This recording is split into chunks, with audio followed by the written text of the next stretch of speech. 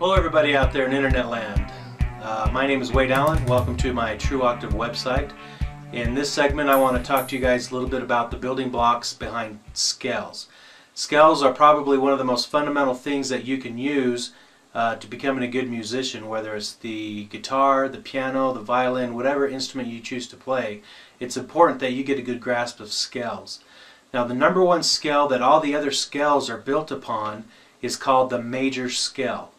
Now we're going to talk a little bit about some of the rules behind scales, and what I want to do is break them down into its simplest form, because scales can get pretty complicated. If you want to try to memorize all the different notes that go to a C major scale and then a D major scale or an F major scale, you can drive yourself nuts trying to memorize all these notes. Instead, what I want to talk to you about is breaking it down to the pattern. If I show you the pattern behind the major scale, that pattern is the same on the fretboard, whether you start up here or down here. Whatever note you start on, you're going to use that same pattern, and that's going to be the scale that you create. So if you start on G and you play that pattern, you've played a G major scale. If I come up here to A and play that same pattern, I've played an A major scale. And so basically the note you start on is going to be the name of that major scale, as long as you're playing that major scale pattern. There's a lot of different patterns on the guitar that will play a major scale, but I'm going to show you one of the simplest. I've also got the scale diagram chart on the website you can refer to.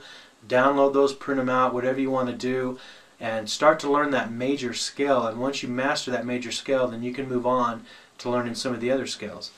Now basically in a major scale, if we break it down like this, I'm going to come over here to a keyboard.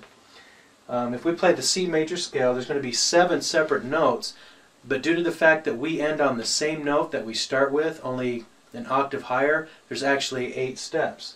And it sounds like this. Basically an octave is the same note, only 1 step higher, or a full octave higher. So if we start at C and end with C, we've gone a full octave.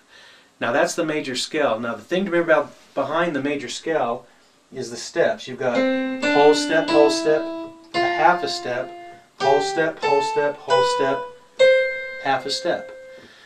And that translates to whatever instrument you're playing. Even if we start over here with D instead of starting with C, it's going to be whole step, half, whole step, whole step, half.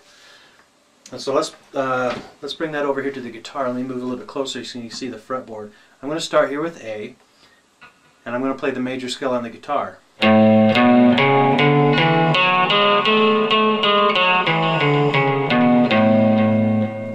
Now if you're going to look at that chart, and looking at that chart that I've got on the website would be beneficial to be looking at while you're watching this video, you can see that pattern. And the rule behind a scale is you start and end on the same note. So if I come down here and I start with G, using that same exact pattern, I'm going to play a G major scale.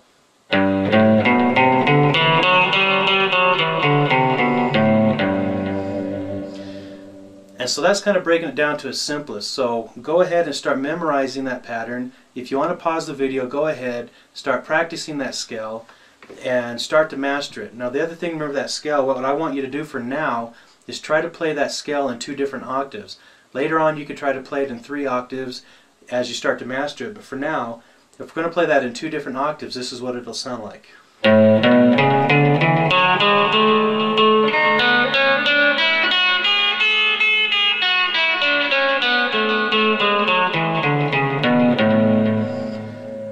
So at least for now, get that down into 2 different octaves, and you're probably wondering why. What is it that I can do with the scale?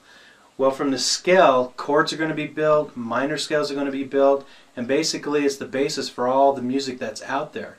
And so if you get down to this simplest form of the major scale and you start to use that and practice it, you can start to make your own songs up just by using this scale.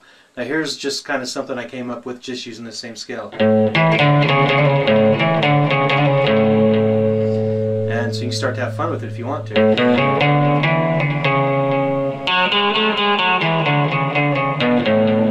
Here's one you might have heard before using the major scale. Little Christmas carol there. And so you kind of get an idea of why scales are important, especially if you're going to solo A lot of soloists, they're down here, they're playing scales, they're going up and down the fretboard, and if the lead or the rhythm guitarist is over here playing an A, he's playing an A chord, you're going to be over here playing your solo using the A major scale.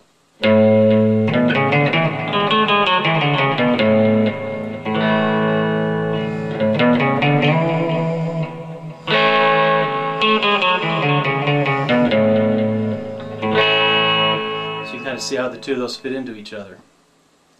Alright, in the next video we're going to talk about the minor scale and some of the other scales that you can build off of the major scale. But for now, go ahead and shut off this video and practice your major scale, and once you feel like you've got that down and you've got that pattern down, let's go to the next video and we'll start talking about some of the other scales.